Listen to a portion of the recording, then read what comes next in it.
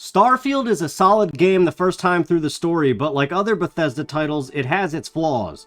I think first and foremost is that it doesn't know what it wants to be, and not all of its ambitions are realized or polished. Like Skyrim before it, Bethesda wants you to choose your own destiny by selecting a preloaded trait and freely leveling up the skills you most want to use. There's everything from combat to piloting to science and all the passive in-betweens. Next, there's a massive star system to explore full of planets and moons, and on any of them you can build outposts to farm minerals or just otherwise have multiple bases that you can even assign allies to manage. That all sounds awesome, and admittedly they sold me on the game with the pitch. But as I said, not all of these ambitions come through in the end, and what's left is a somewhat hollow experience, especially on a second playthrough. So let's break down the problems, starting with space exploration. If you really wanted to, you could start the game with a scientific background and just jump from planet to planet exploring everything, and upgrading your geology and research skills. But what exactly does explore everything mean? Well, you can scan several copies of the same plants, creatures, and rocks, and you can laser cut rocks. And well, that's it. It gets boring after the first instance, so why anyone would want to mindlessly scan every single star out there is beyond me. Plus, it doesn't award much experience anyway for leveling up, and it advances none of the quest lines. You could try to spice things up by building an outpost to farm minerals, but why? Well, because you need those resources to craft and build and... Oh wait. No, you don't need anything. And your ship's cargo bay and your own pockets can't hold resources by the hundreds anyway, so all of that will just sit there in a clump to be forgotten about.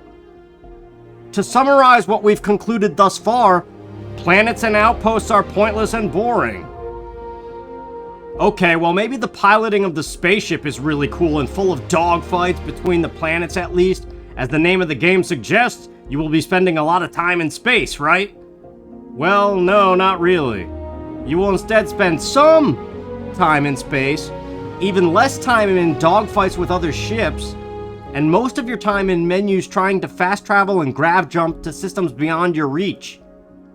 Seriously, the distance limit of the ship's grav drive makes travel a real cumbersome act of menus zooming in and out of each other.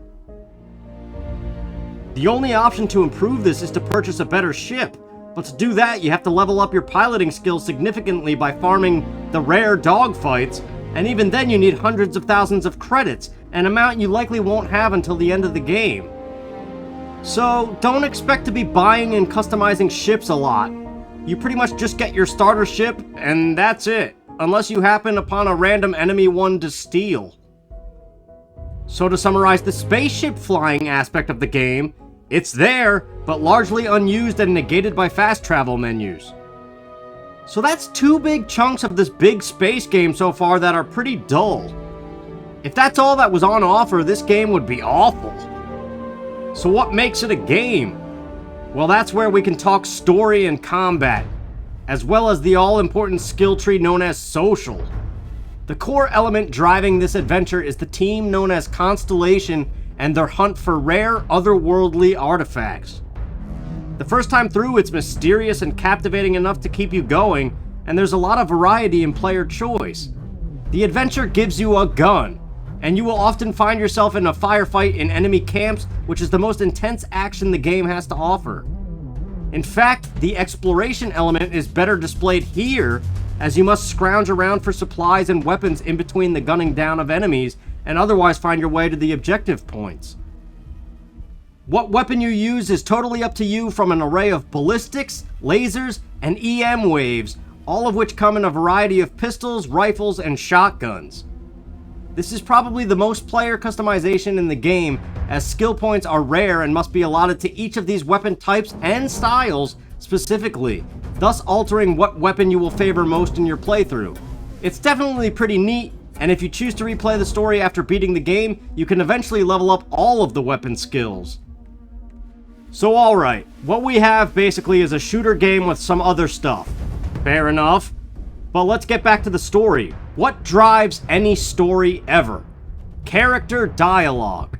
And boy, if Starfield is anything, it is a dialogue simulator. Every interaction is loaded with dialogue choices, and it's quite impressive what details the game remembers that you chose in some cases.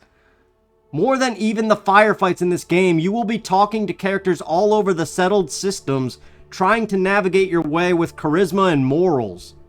This is where the social skill tree comes in, namely the passive ability of persuasion. The higher your persuasion skill, the more likely it is you will get what you want from people for free. It goes even further than that with the skills of intimidation, negotiation, and diplomacy, but all of them are unlocked way too late in the game to be of any practical use, as you will be spending skill points in combat in other areas as well, not just the social tree. So, what do we have so far then? We have a dialogue-heavy, space-themed shooter game with boring exploration and a pointless outpost mechanic whose story is enticing enough to keep on trucking. Okay. Well, without spoiling anything, let's say you beat the game and start the New Game Plus mode. You will get one of the best ships in the game for free to start with, rendering all the other ships for purchase useless. So if your plan was to try to focus on outposts to make enough credits to buy a good ship this time, there's no longer a point. Likewise, you will have the best spacesuit in the game too, rendering all other collectible spacesuits useless. The only thing there is to do is see what you can change with knowledge of the future, which of course is displayed as a new dialogue option in some cases, which is pretty neat for a second playthrough. But after that, it just gets repetitive. Beyond that, all that's left to do is see any side quests that you may have skipped on your first or second playthrough, and just keep trying to unlock the highest skills in the tree. But by the time you get the skill points needed to unlock those abilities, you will be so tired of sifting through the same heavy dialogue you've already seen several times, and fighting the same battles with the same weapons, that you begin to ask what the point of all of it is. What you're ultimately left with is a really hollow game with a lot of unused or maybe unfinished features. For example, you get the Eon pistol first in a new game, and it's very much possible to just use that the whole way through to the end, thus locking you into spending skill points in pistols and ballistic ammo, leaving just a few 1s and 2s for other areas. And since there's so much dialogue in the game, persuasion is highly suggested. And since you need a good enough spaceship to jump a great distance to the final areas of the game, you need to spend some points on piloting and aerodynamics.